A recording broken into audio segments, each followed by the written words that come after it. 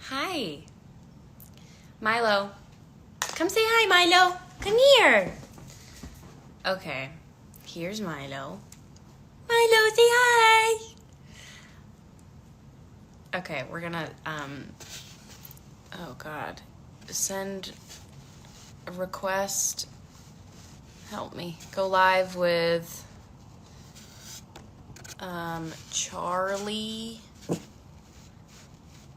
Unable to join. Charlie. Oh God. Of course. Milo. Oh, come on. Okay. I know. Thanks, Mads. I'm trying. I don't. Oh, she's requesting.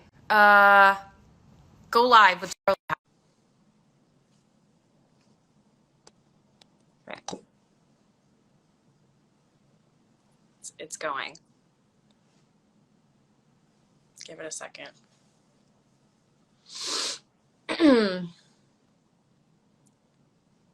Okay.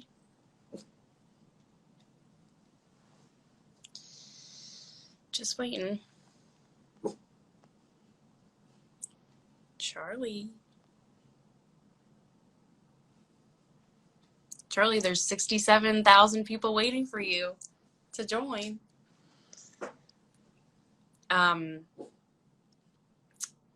Thank you for tuning in, by the way.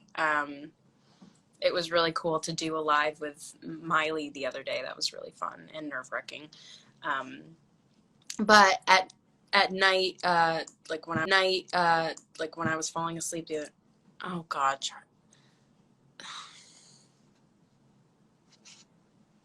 I'm trying to make this easy on you, Charlie.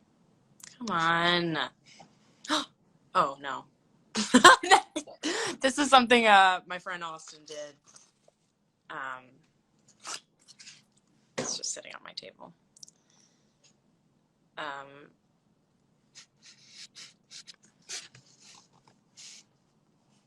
Okay, we're gonna try this. You have to. Are you requesting to join? I'm all alone here. Help. We've got like 4,000 other people trying to. Gosh darn it. I'm trying not to swear.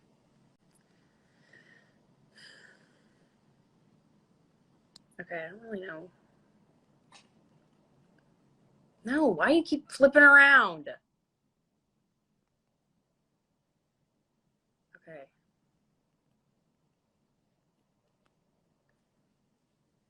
It's not letting me view my requests.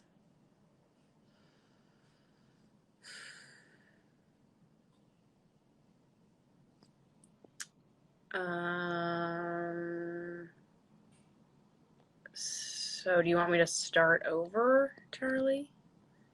Like hang up and do it again, maybe? Okay, I'll be right back. Oh, wait. Yeah, give me a second.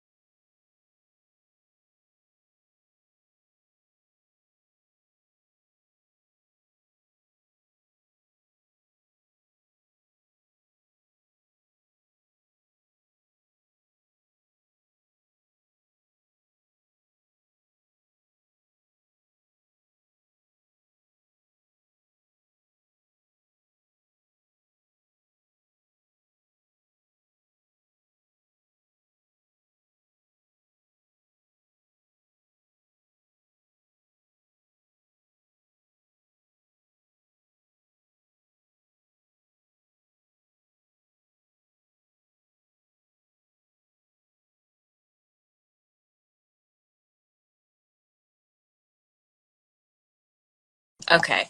Let me Right, hang on, close let me my... just adjust myself. Oh my god, I had Oh, a yeah, me panic too. attack. I was so worried. I was like, our famous live isn't going to happen. Okay, and you can hear us. Okay, cool. It's evening here, so I've got my pillow. I'm in bed. Got my tea. I'm in my messy little kitchen of my rental that I'm staying in. How do I get the words to go away? I think that just stays on. Okay, shall we begin? Yes, I have my notes. You have your notes. I have my little laptop next to me. Oh, well, I've got my laptop as well, but that's just mainly for the light because I'm all about the angles, you know? I know, I feel you. I'm very tempted to mimic your accent, but I'll try not to. Please do. Have you seen that video that came on the other day and it was that American girl trying to read like English sayings? No. I'll send it to you. It's really weird. But anyway, I'm so excited. Me too. So I was saying before we started that the other night, I just texted you and I was like, you know what we should do? We should just do an Instagram live where we talk about body image problems and something along those lines, because I need something to do. You need something to do. We all need something to watch. I need something to do, Lily. I'm telling you now. I know. So here we are. Do you want to start us off or you want me to? Yes, I do. Hang on. Let me just get my questions out. Okay. Okay. So this is going to be a bit of a discussion, right? So we're just going to like bounce off each other, blah, blah, blah, blah. Okay, so I'm going to start off with this. Are you happy in your body? And do you think it's ever possible to be 100% comfortable and content in your skin? Am I happy with my body? I think it's never a straight answer. I think it is an ebb and flow. I can wake up sometimes and feel happy with my body at the beginning of the day, and then by the end of the day I'm like, oh, I hate my body. Or or I feel uncomfortable or I'm unhappy, and it's so interesting because I think women's bodies, I mean, I'm not a man, so I can't speak for men, but like throughout the day, our bodies change based on what we're eating, how much water we're consuming. And so, you know, you wake up in the morning and you're like, oh, you know, I'm nice and my stomach's flat and I'm not bloated. And then by the end of the day, you look, you know, a size bigger than you are. And I think it can be confusing. And long story short, I think it is an ebb and flow. I think sometimes I feel happy with myself and sometimes I don't. But to be honest, since I started following you a while ago and seeing the confidence you have when you post pictures of your body and your modeling shots, it kind of just reminds me to, I mean, I personally think you have an insanely gorgeous body, and vice versa, my love. Thank you. Yeah. And we were just talking about this. You're actually considered a plus size model, correct? Yeah. Isn't that bizarre? It's bizarre. Now, I'm definitely not plus size. Well, what is plus size? What does that mean? So plus size in the modeling term, I guess, is anything above a US size 12, which is like a UK, let me think. I think that's like a 14, 16. So obviously I'm not that. And when I first started getting into modeling, there really wasn't a category for someone like me. And like people are starting now to kind of embrace my sort of body size, which is like a US 6 to 8, UK 10 to 12. But we've still got a really, really long way to go. But yeah, it's ridiculous. But people do put me in the plus size category, which is just so strange. I mean, I'll turn up. Oh, sorry. Like I'll turn up to some castings, and I remember like the first time, like I was like a size smaller than what I am now, and I go to a plus size casting, and they'd be like, "What the hell are you doing here?" Like it was actually borderline offensive. And then I'd go to straight size castings where all the sort of skinnier models go, and they would literally be like, "You're too big," so you really, really can't win. Yeah, I mean, it's always been so weird. I've never been like a model. I've always been an actress, but along with that, you do photo shoots, whatever. And I mean, I would never categorize myself as like having a model type body. And I think I think I have a very like average sized body. I don't know what the average American woman's body is, but to me the idea of plus size has like it just has like a negative connotation with it. Like you're calling a woman bigger than what they should be, in my opinion. It's like plus size is like, oh, you're just not skinny. Yeah. And I think I mean, obviously, I think the modeling industry has a long way to go. And I think people like you who promote your healthy body and just like, to me, a very normal body. Like you have a rockin' body, but like it's very, you I've got look my boobs like, out today. You can't see, but I got them I out know. for you. You have like a woman, you have a womanly body. You have curves and you have boobs and you have an ass and I just think once women start to like develop in those ways where you have bigger curves and like maybe not as a small of a waist, you're just immediately put into this category of being plus size. Right. And that's just so strange to me. But I guess it's the term plus size that has always just bothered me, because it's just, to me, I'm like, nope, you're not plus size. You literally just have like a natural, normal human body. Right, and it's just that kind of categorization, isn't it, of women in general. Like, you can't ever just be a woman. It's like you have to put women in different categories all the time, and it's confusing. Like, no wonder like women have got body image issues, and I honestly don't know how young women, like young teenage girls, deal with it now, honestly. But I'm the same as you. Like, I look at you and your body, and again, you look, I mean, obviously you're beautiful, like you have an amazing body, and if I'd seen people that look like me in like shows like Riverdale or whatever it is, I would definitely have felt more comfortable with my body. But like, there wasn't anyone that looked like us, you know, growing up. And I think as well in America, like the plus size movement has very much been a thing for a while. In Europe and the UK, it's still quite far behind. But I definitely think that we've still got a long way to go, 100%. Yeah. Well, I think there are people who've come out and kind of criticized me in the past for talking about my body image issues, because they say I don't have a right to talk about it because I'm still I'm still like, I guess, petite is what they're saying. So even then you can't feel bad about your body because you're still built a certain way. And so I mean, the bottom line is you can never please anyone. You can't please everyone.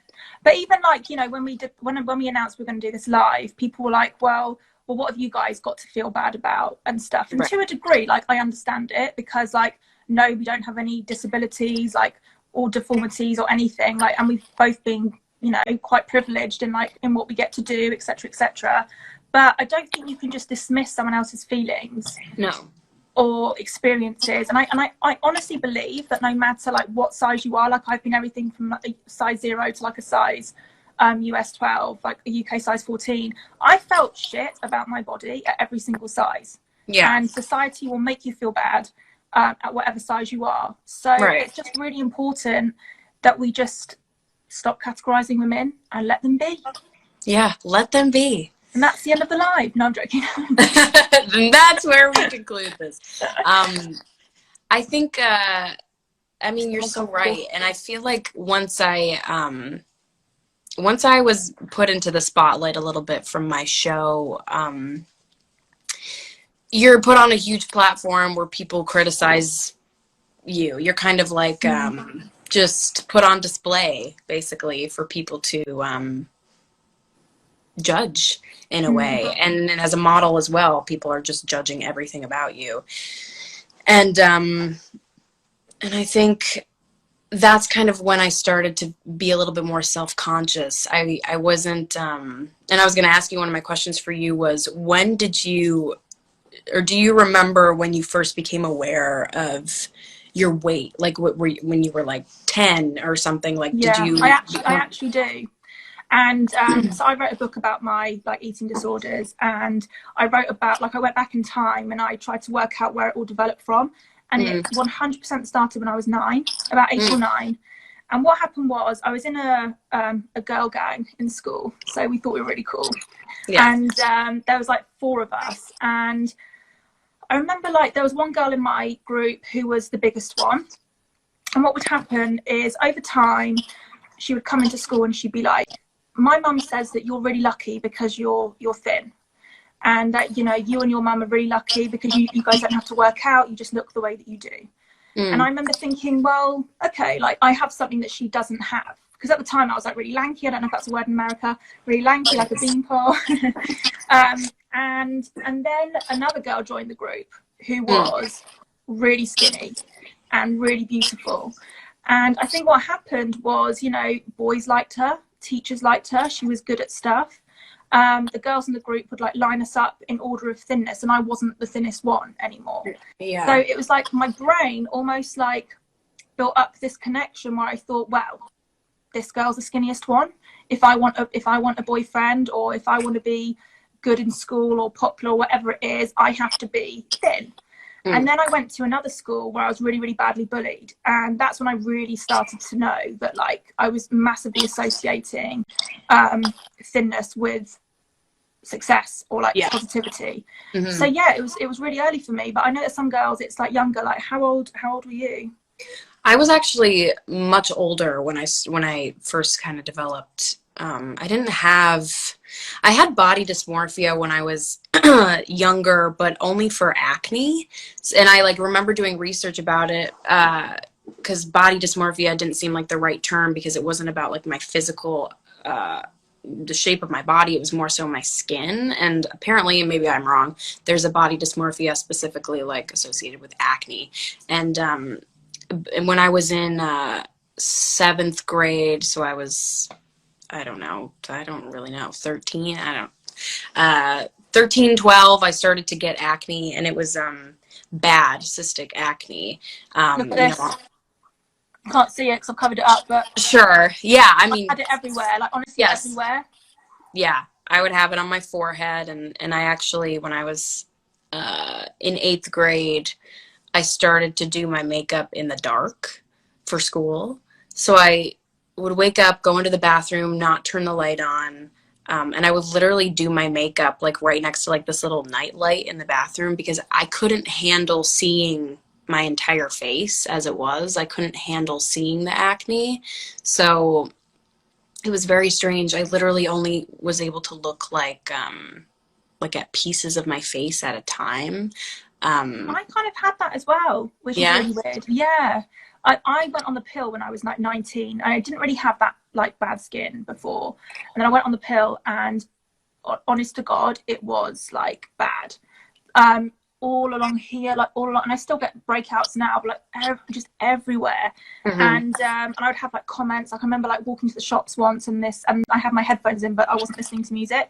And someone was like, "Oh, she'd be pretty. She shouldn't have bad skin," and stuff like that. It was really, really awful. But yeah, I used to do that about like literally makeup in the dark, try not to look at my face. It's like I didn't want to look in the mirror at all. So like makeup was just like get it on quickly, and like I don't want to look at anything else. It's It's weird. I mean, I didn't really realize how weird or strange that was or how unhealthy that was until I was older. And I was like, holy crap, I was doing my makeup in the dark because I didn't want to see my face, which is traumatic. And luckily, as I got older, I was still able to I was able to navigate it a little bit better. I was trying different things with my skin. I was overusing a million products.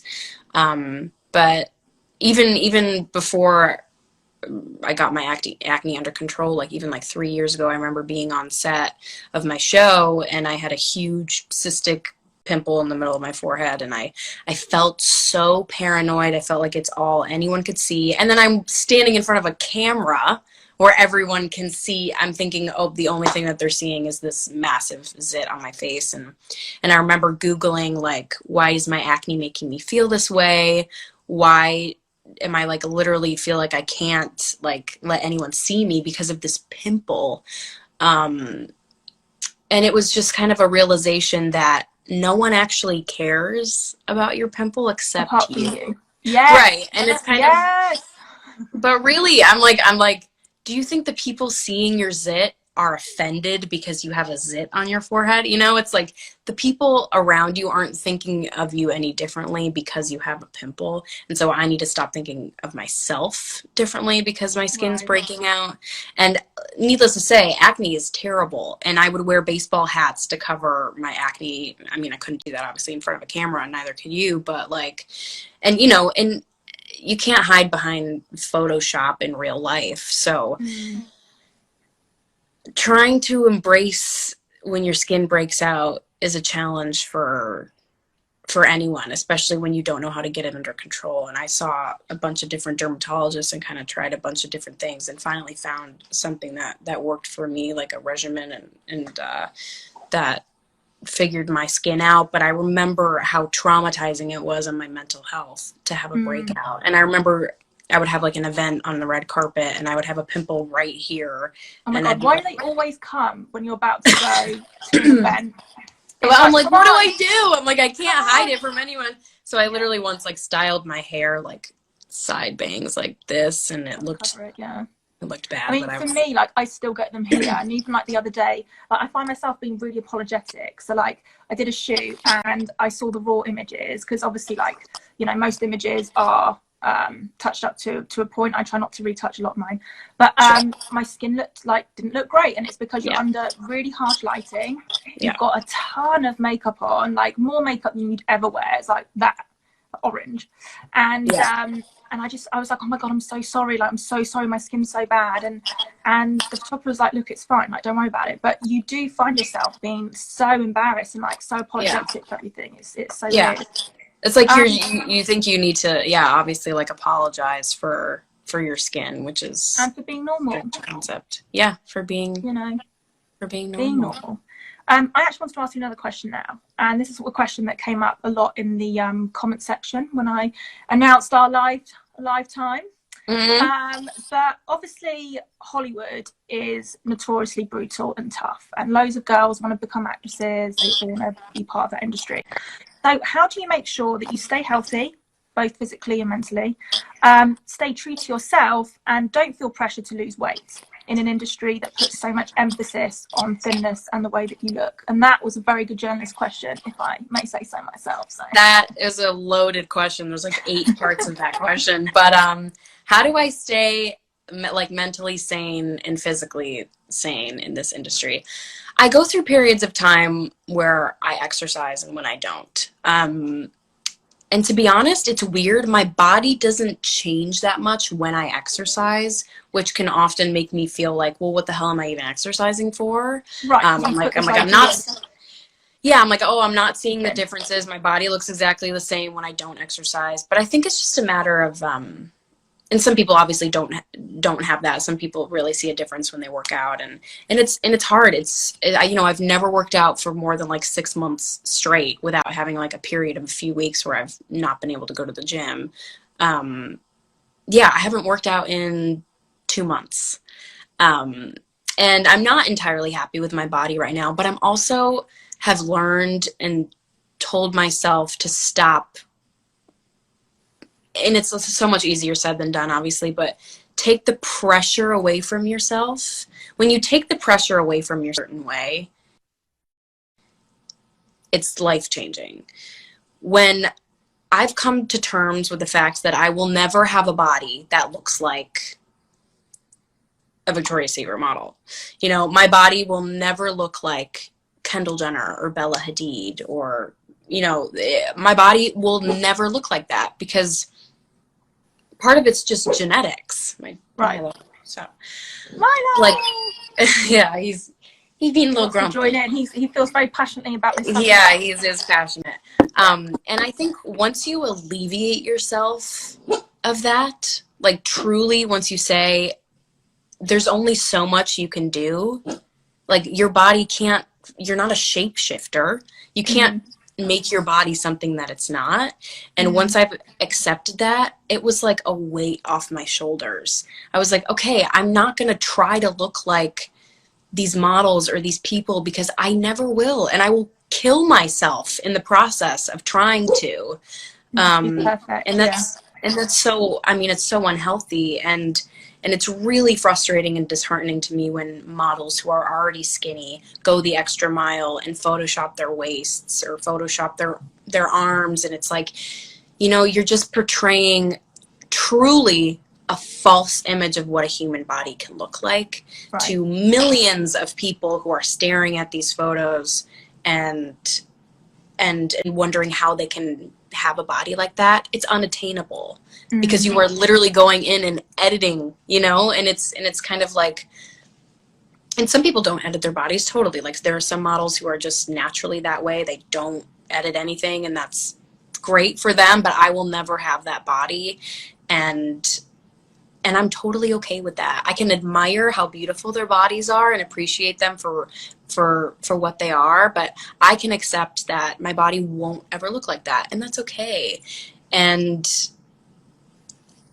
I mean, it's kind of, again, easier said than done, but once I realized that and kind of processed it, I was like, okay, I'm not forcing myself to reach this unattainable goal. Like that's unattainable for me unless I stopped eating. But even then, I'm not going to have legs that long. I'm not going to have abs magically appear overnight. It's kind of just once you realize that and process that, it really takes like a load off of your shoulders. In my opinion, it does. And that's what's helped me, is the realization that I'm just not built that way. And that's totally I mean, when I started modeling, sorry, I'm like using my laptop as a light, so I'm like keep touching the little mouse pad. When I first started modeling, you had to be a very certain fixed, like you had to be 34-inch bust, 24-inch waist, 34-inch hip, which honestly is like impossible. And so many of these models have boob jobs because you physically, most women who are like a size 0 do not have a 34-inch bust. Right. Even I don't have a 34-inch bust, you know.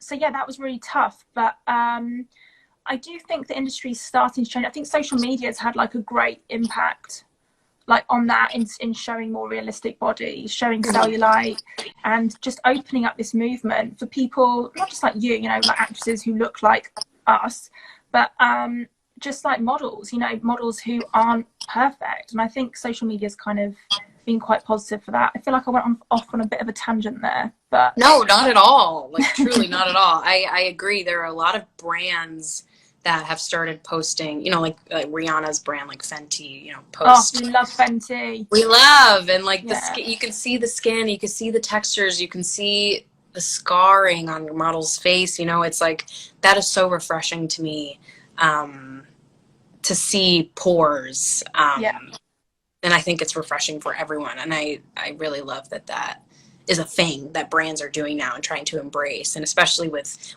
clothes as well, you know, underwear models, you're seeing their bodies and you're seeing cellulite is so frustrating to me because it's been made up. About this. Let's talk about cellulite. Let's talk about it. Please. I'm always going to have it. I remember being in school when I was like 13 and thinking, why do I have cellulite and no one else like has it? And I've got it now, and there's nothing I can do, and it's literally just water retention. Actually, someone the other day, like I posted a picture, like I posted a picture of like a bit of cellulite, and this girl was like, oh, I just pretend it's like pineapple skin, and I'm just like, yeah, I'm gonna be a pineapple. I don't see the correlation. Pineapple vibe. Like, yeah, with like arms and legs. Like, just imagine you're a pineapple. No, but like, it's unfortunately, it's just something that most women have, and it's like it goes away in certain lights. You know, you can be on the beach in bright sunlight. Obviously, your skin is not going to look as smooth as if you're in shadow or if you're in like a dim light. Do you have it? I do, and I've never really given it. I didn't really give it a second thought until I was kind of around some people who made it out to be a bad thing. You know, I'd be like, yeah, I have cellulite, and you know, this one girl was like, oh, I don't. Yeah, I don't have that, and I was like, lucky if you don't, because most people do.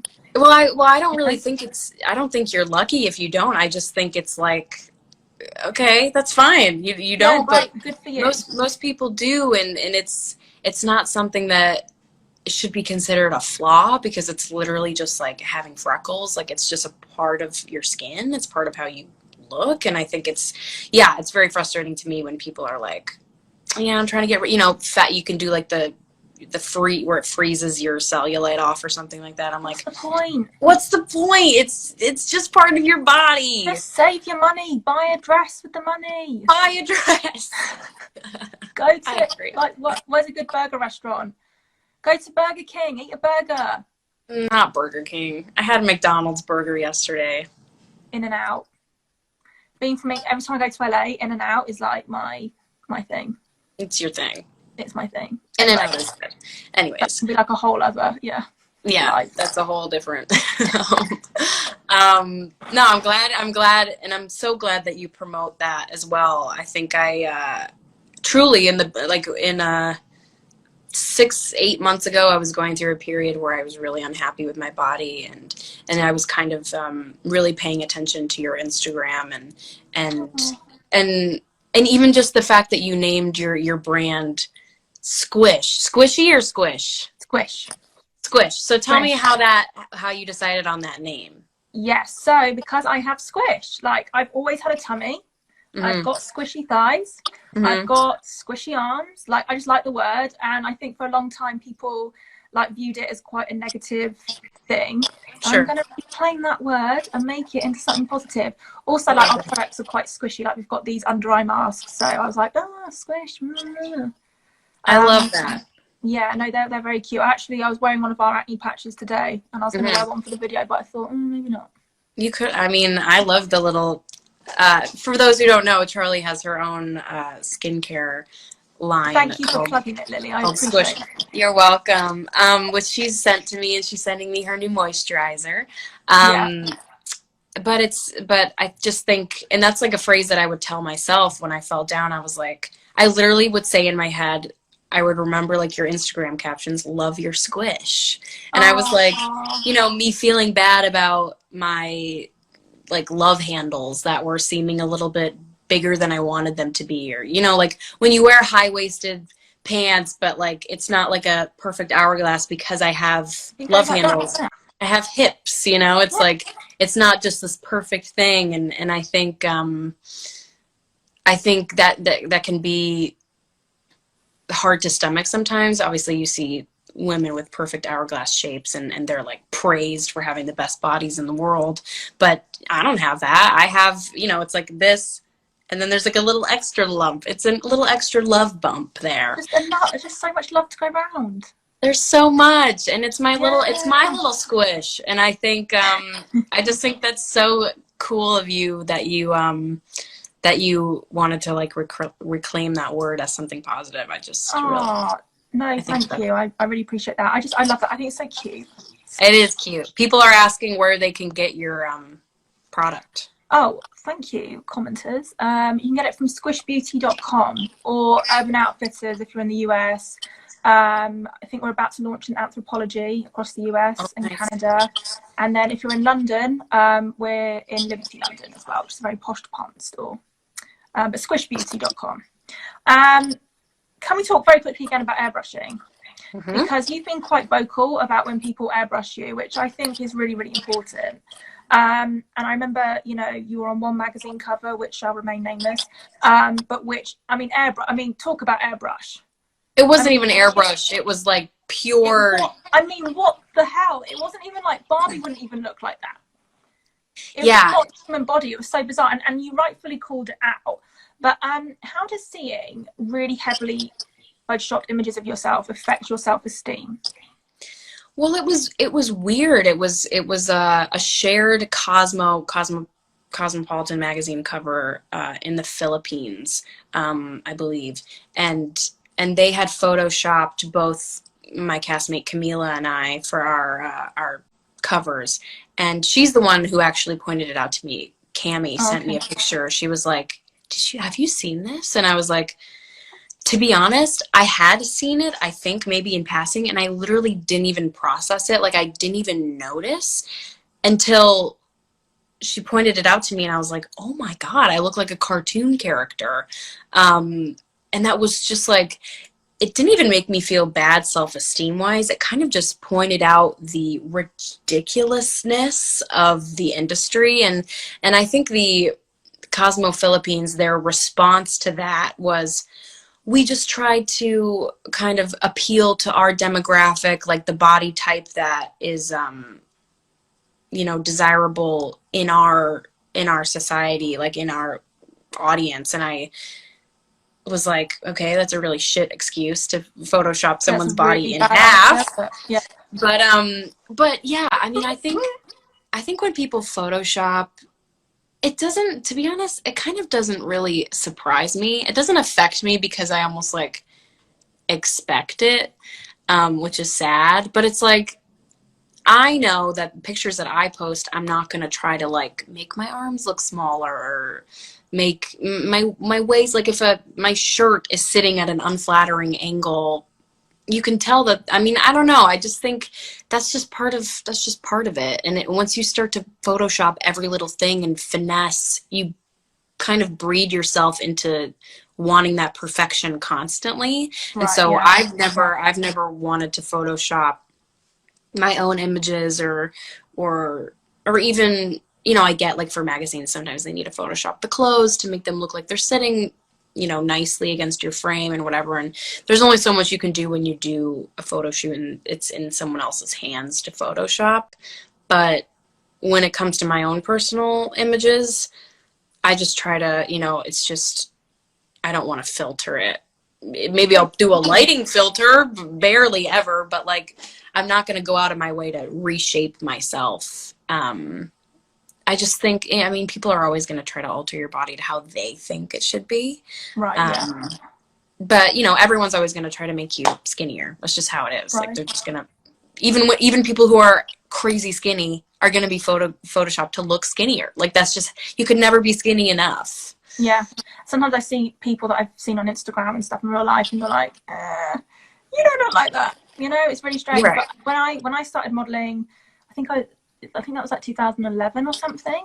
I can't even look at the pictures now because, like I was saying back then, it was all about like size 0, size 0, size 0. And Yeah. like the photo, I'm like, what were you even like? Even the Photoshop is so bad because they were just so desperate to make me so skinny. I can't ever share them. Even like, you know, that bit under your arm. Yeah. Like I sometimes call it the vagina arm, you know, because like. But like, it's an armpit. Armpit, whatever the armpit is, but you know, but usually when you stand like that, you're going to get a bit of a an overlap.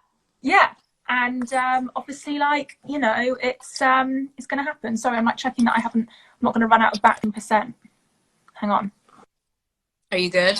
You're good for battery? Oh, she's plugging it in. She's got this on.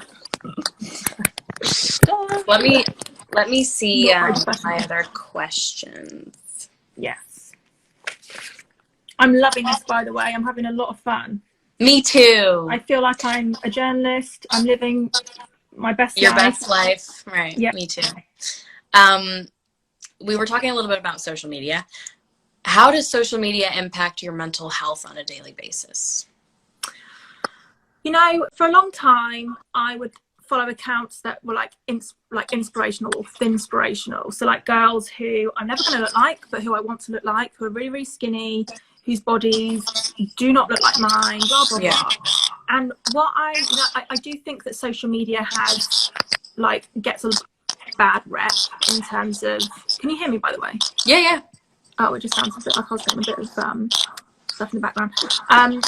I do think social media gets a bad rep, but I do also think that we're lucky in the sense that we can curate, you know, who we follow, the brands that we want to follow. If there's a problem with, you know, a brand using a really skinny model, we can now stand up and go, maybe, you know, don't use that model in the future, or, you know, don't Photoshop them to look a certain way. So yeah, my perspective on social media has massively changed, but I do think you just have to remember it's fake. Like, it's a world, it's a virtual world. It's not you as a person. I don't know. I mean, yeah. I mean, obviously sometimes, you know, like at the moment we're in quarantine, or you should be quarantining. If you're not, stay home. But you know, there are days when you're just on your phone and you're scrolling and you're just like, Jesus Christ, everyone's got a great life, but that's what it is. Right. Right. Like the Maldives last year, like, you know, brilliant. You're right. I mean, you know, it's everyone. It's everyone putting their best foot forward for the world to see. Right. For But for sure. me, like, you know, I look at you and like, I don't know how you deal with it, because it must feel like you're in a fishbowl when you have some like millions of people basically commenting on your life, on your personal life, on the way you look, or the way you dress. Like, how do you deal with that?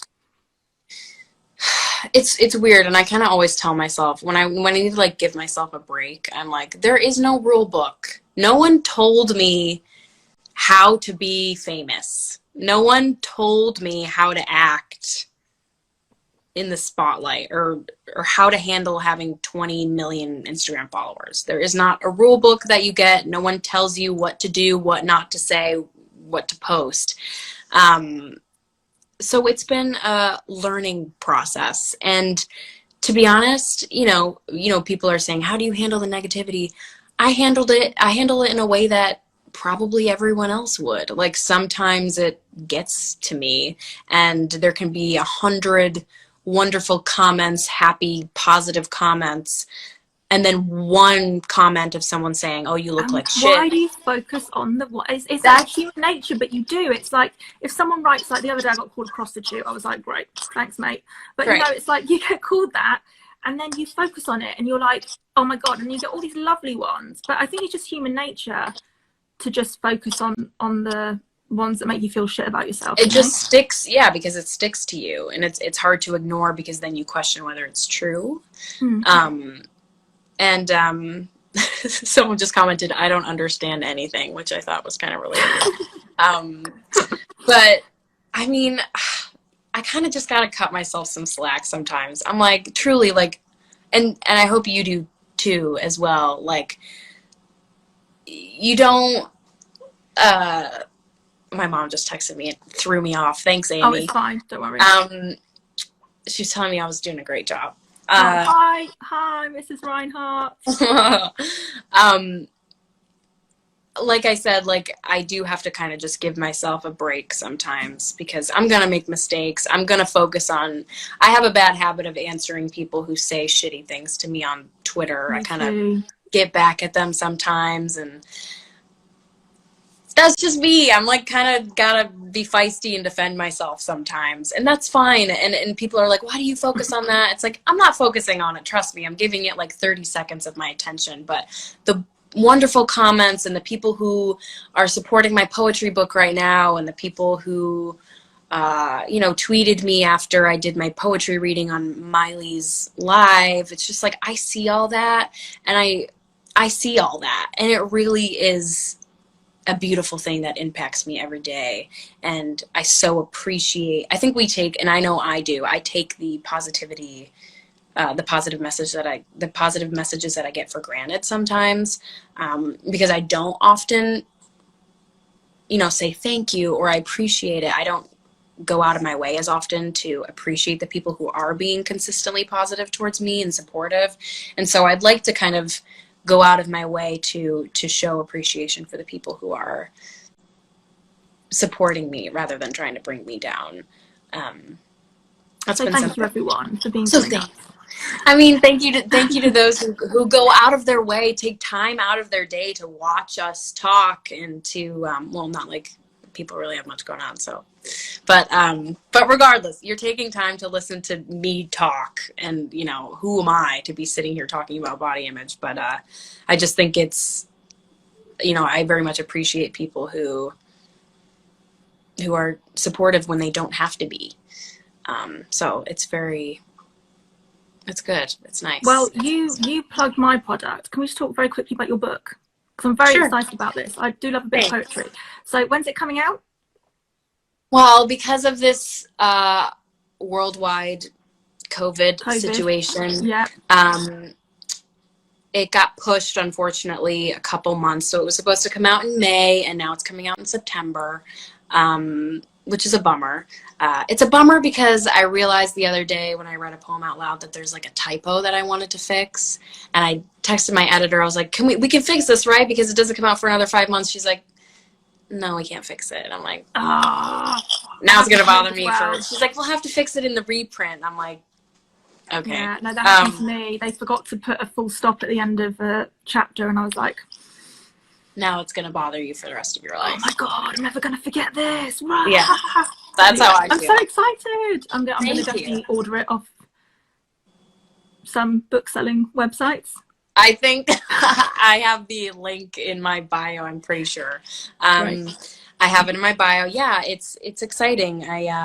I'm excited. It's scary. It's vulnerable, and I think I'm gonna do the audiobook reading of it. People want to hear me read my own poetry, which I feel uncomfortable doing. No, Like do it. That'll be amazing. it's weird for me to do that, but because I kind of like want people to read it with their own interpretation. Like I feel like poetry should be read in your head, like in your own, you know, in your own way, the way that you would speak. But I don't know. I guess if people want me to do the audiobook, I will do it. I'll download it. Thanks. So I prefer you to read it while you're like looking outside a window on like a rainy day. That'd be like nice. just like pretending I'm like in a music video, just thinking about life, looking out the window. I think those were all the questions that I had written down. I've just got one more. Yeah, go for it. Do you have time for one more? I have nothing but time. Okay. Genuinely okay, so something we haven't spoken about yet, actually, and which was a question that a lot of people asked about, and I could see it in the comments. This comments thing is very distracting. It is. I'm trying not to look at it. I know, I'm trying really hard not to look. We've obviously both suffered with anxiety in the past. Like, my anxiety sometimes gets so bad. So how are you dealing with it during hashtag COVID-19? Because we're obviously at home, we can't do anything. I mean, for me personally, like, I thought this time was going to be really difficult for my anxiety, and I've had therapy for it. Like, I've done everything that I can. But actually, it's kind of been okay because I realise that everyone's in the same boat. Yeah. So how are you coping with it? I'm kind of the same way. I guess it's weird because this is exactly what I would have wished for a month ago. Not obviously the pandemic part of the situation, but the idea that that's not what I want. But like the idea that I could just kind of be in a singular space for an extended period of time and have time to be a human and sort of like connect with myself and experience nature through my window, I guess, not really going out into it, but I have been going for walks with my dog, obviously being safe, staying away from, you know, keeping a good distance away from everybody, and wearing gloves and masks, but truly I think like Milo, my little, come here Milo, come say hi. I would love to see Milo. Milo, come here. He came into my life at such an amazing time. I think he was like meant to be in my life right now because he's the only reason why I kind of like get out of bed. He wakes me up in the morning. Oh no, he's so scruffy. He wakes me up. He's like, time to get up, Mom. I just love dogs so much. Dogs are just my favourite thing. They really are, and he's got such a cute face. He's been a lifesaver. I go out of my house to take him on walks and to take care of him, and he's been such a little. He likes kisses as well. Such an angel. He's attached. He's like my little shadow. He's so cute. He's ridiculous. We'll just. Can you bring him like filming and stuff? Yeah, we bring him. I bring him to set. I bring him to my trailer so he chills in my trailer, and the people on set know who he is and love him. So dogs are so good for anxiety, by the way. They are truly emotional support. Like, yeah, that's what dogs are. Like, truly, you survived this whole thing because of him. And also, I've been doing puzzles. I've been painting, which is weird because I don't usually paint. It's like when I'll only paint under certain circumstances where I'm like super depressed or like have nothing else to do or need to be creative. And so I've just been painting out of like relaxation. I find it really relaxing to zone out and paint and listen to music and like I said, even just take him for walks. Like it is still important to be getting fresh air and letting, seeing the sun at least once a day, being safe and responsible about it. And also writing. I have been writing more and Same. yeah. Got to love it. Honestly, anything creative, it's honestly, I've been finding this time it's really calmed me down, because I'm such like, I need to do stuff all the time. Blah, blah, blah. Yeah.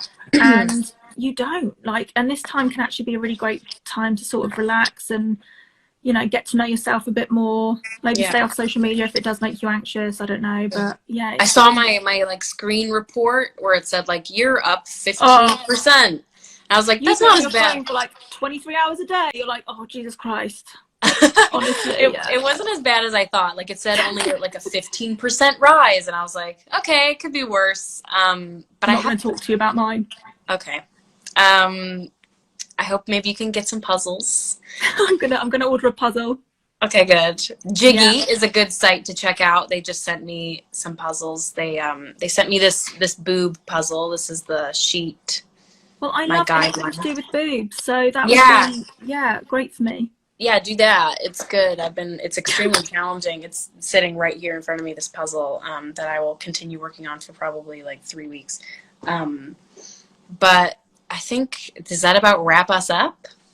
It does, unless you want to answer a couple of questions that some people have asked. Maybe like two or three. Yeah, go for it. Let's see if there's any questions that are going to come in that are appropriate. Oh, well, hang on. We've kind of covered the ones that I've... Oh, here's one. How do you stay positive when you've gained weight? How do I stay positive when I've gained weight? I think, like I said, taking the pressure off myself, because I'm not trying, you know, I guess it really is just sort of taking the pressure off myself, not to conform to any specific body. Like, I'm not in my head. I don't think like, okay, once my body looks like this, I'll be happy. Like, I don't have that. I don't have like a goal or like, oh, I need to lose 10 pounds. Like, yeah, that's never really worked for me. That's not the kind of mindset that I mean, I've never done like a diet. I've never really done anything like that. It's sort of like, if I feel shitty about my body, I'll make an effort to make sure that I'm putting better things in my body and eating better and not going out of my way to snack on crappy things that are laying around, and also just not bringing them in the home in the first place, because I do snack a lot. Nothing wrong with that though? No. Nothing wrong with a bit of snacking? No, I snack all the time. But especially now, I'm just like, just eating for something to do, honestly. I'm like, oh, what time is it? 3 p.m. Right, I'll eat a biscuit just for... Time to eat. Yeah. I think it's just, I mean, give yourself a break. We gain weight, we lose weight. Exactly. And that's what happens. Yeah, it's just a number at the end of the day. Like, it's going to happen, especially women, you know, we have hormones. The scale's going to go up during the month. It's going to come down. It's honestly just a number. Don't beat yourself up about it. It's not a measure of your personality or your worth. As the numbers go up and down, it does not affect you. So don't let it. Yeah. Someone else said they actually went like into my DMs for this question. How do you stop yourself from self-harming? I personally have never self-harmed, but I did suffer with bulimia for like 10 years of my life. So I do understand that, you know, harming yourself can become really addictive.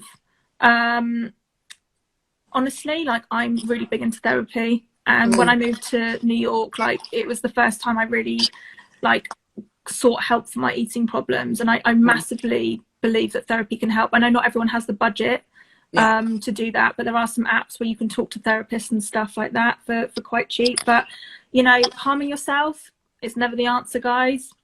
And you know, you'll feel a high for perhaps like a second, but you're going to go straight back down again. So the sooner you address that, and the sooner you address your confidence, I think, the sooner you can kind of get better. Yeah, I mean, it's almost like quitting any bad habit if you're self-harm, and I used to actually as well, which is something that I haven't really, right? Something I haven't really talked about much to anyone, to fans. So it may be a little bit surprising, but I did used to cut myself when I was 16. I don't do it anymore. I did it out of frustration and not even really. some people say people cut themselves out of attention, and it wasn't that. It was sort of just, and the way I was explained it eventually was because you're hurting emotionally and you can't find release from the emotion, or from the negative emotions that you have, you turn to physically hurting yourself in order to express the pain physically, and that makes a lot of sense, obviously, and kind of once I understood that, I understood why I would go out of my way to harm myself, and I have luckily very little kind of scars left over from that, but even if I did have huge scars, it's just a part of your story. I think scars are beautiful. But I did used to do that, and I would cover it up with bracelets, and for a very short amount of time, and then I kind of moved where I was cutting myself so no one could see it, but I could still feel it. It was more just like I was just inflicting pain on myself in order to distract myself. Yeah. And I think it, like any sort of like addiction or problem, like even smoking, you have to just find a substitute for that that's healthy. And I think I've never smoked cigarettes. I've never done that, but I know that like when you're being told to, it's like a routine. It's like a habit. It's something that you just do and need to do. And so finding something that you can put in place of that, if you feel the need to self-harm, which sometimes I do feel that urge again, just to kind of have like a physical release. When I do feel that way, I reach out to a friend, or I go out of my way to make my hands busy. I start to paint, or I put a puzzle together. Make sure that you aren't surrounding yourself with the environment where you can do that, where you can easily access something that you can hurt yourself with if you're kind of in that vulnerable state. It's very morbid, but like I would go out of my way to like find razor blades that I could have for when I wanted to self-harm, and so I would go out of my way to acquire those things. Obviously, I was just kind of feeding into my own desire to want to self-harm. But eventually it kind of just, the urge stopped. I realized how this was doing absolutely nothing for me and was not making me any stronger, or it wasn't doing anything positive for me. It wasn't healing me. It wasn't helping me. It was just kind of making me feel more ashamed. And there's nothing to feel ashamed about. I mean, so many people suffer with self-harm, and you can, I mean, do you consider like an eating disorder self-harm? Like, is that how you would? Massively, yeah. God, sorry, I can't breathe. Yeah, no, massively. I mean, you are abusing yourself, when I was bulimic and stuff, I would, like going out of your way to find razor blades. I would go out of my way to find public restrooms, or bathrooms and stuff to be sick in, because it was such a secret. And it's like this shame, and there's this addiction of like not wanting people to find out what you're doing, and the pain, like the hurting yourself. If you stick your nails down your throat, like you're going to make it bleed, and obviously being sick like isn't nice, and then you do it until there's like nothing comes up, till it's literally vile. It's horrible. But by doing that and by self-harming, you aren't addressing the problem. You're just distracting yourself. So you really have to address that. And if you can take anything from this about body image or mental health or whatever, just work on yourself and just really use this time, I think, to feel more confident and remove yourself from bad situations and toxic people and toxic relationships, etc., etc. Because that's really important. You are important. Yeah, I think one of the biggest issues for me has always been like, how do I help myself? Like, how do I go out of my way to take care of myself? What is self-care? Like, what does that look like? And then I kind of realized that I was already doing it. I was already writing in my journal how I felt. I was already going out of my way to speak to my therapist. I was already doing puzzles and like engaging my brain in something, and not just sitting here looking out the window listening to sad music. Like, I'm just keeping myself and not distracted, but like I'm just spending time with myself. I'm writing and I'm reading and doing art, like I'm painting, and I'm just sort of sitting here. I don't feel alone when I'm like working on art or keeping myself busy. I don't know. Does that make sense? I'm just sort of No, like, it does. Yeah. it's hard to be like, what is self-care? Like, how do you care for yourself? But it's sort of like, you're usually already probably doing it by taking your alone time and kind of giving yourself a chance to breathe and like, and feel things. And that's what you're supposed to do. Like, feelings aren't going to disappear. Sadness doesn't disappear. I kind of think that you have to like expel it from your body. So if you're feeling sad and depressed and you need to cry, then just cry, and it feels good, and like, Right, yeah. get it out of your body and feel it and work through it. And there's always a light at the end of the tunnel for me. I would love to, I mean, I do believe that and think that, like, no matter what you're going through, it's comforting to know that you're already in it. Like, you're already going through it. If you feel like shit, if you're feeling depressed, you're already going through it. Like, you're on your way towards a better ending. You're on your way towards that bright light at the end of the tunnel. You just need to like keep going through the shit. You really do. You have to keep going through the shit in order to find the light. And it comes eventually, and it comes sort of like before you even realize that you're better. Exactly. But yeah, not turning to self-harm, turning to friends and to activities and to art and to music. I've found music to be so therapeutic during this time, and I've discovered a lot of bomb music. And I realize that I'm terrible at puzzles, but I enjoy them anyways. And I don't know how to paint, but I'm doing it anyways because it's therapeutic, and I think. And it's fun, and you're allowed to like look after yourself. I think that we have this like guilt and this shame, like, oh, I shouldn't be taking care of myself, but you are allowed to, and that's part of being human. Like, you should work, but you're also allowed to take care of yourself. Yeah. And not be too harsh on yourself. And my favorite quote ever is, "This too shall pass," because everything will end. If you're going through a really bad time now, there is a light at the end of the tunnel, like you were saying. So yeah. Are you going to get that tattooed on yourself? This too. I was about to say that. Tattooed across my forehead. Do you have any tattoos? Like over my eyebrows. I actually do. Which I'm trying to get removed. Oh boy. Yeah, my one of my ex's names, which was not a very smart idea, was it? Don't ever do that, guys. If you're watching, yeah.